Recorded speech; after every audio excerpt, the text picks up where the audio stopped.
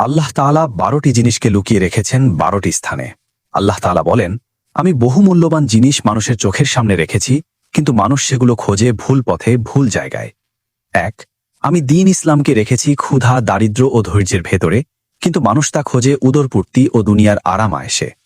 ২, আমি সম্মান ও মর্যাদা রেখেছি শেষ রাতের কান্না ভেজা ইবাদতে, কিন্তু মানুষ তা খোঁজে ক্ষমতাবান ও শাসকদের দরবারে। ৩, আমি প্রকৃত সুখ স্বাচ্ছন্দ্য রেখেছি জান্নাতে, কিন্তু মানুষ তা খোঁজে ক্ষণস্থায়ী দুনিয়াতে। ৪, আমি বড়ত্ব ও উচ্চতা রেখেছি বিনয় ও নম্রতায়, কিন্তু মানুষ তা খোঁজে অহংকার ও আত্মগর্বে। ৫, আমি প্রকৃত ধনবান হওয়া রেখেছি অল্প তুষ্টিতে, কিন্তু মানুষ তা খোঁজে লোভ লালসা ও সীমাহীন চাওয়ার মধ্যে। ৬, আমি দোয়া কবুল হওয়ার রহস্য রেখেছি হালাল উপার্জনে, কিন্তু মানুষ তা খোঁজে হারাম রোজগারের মধ্যে।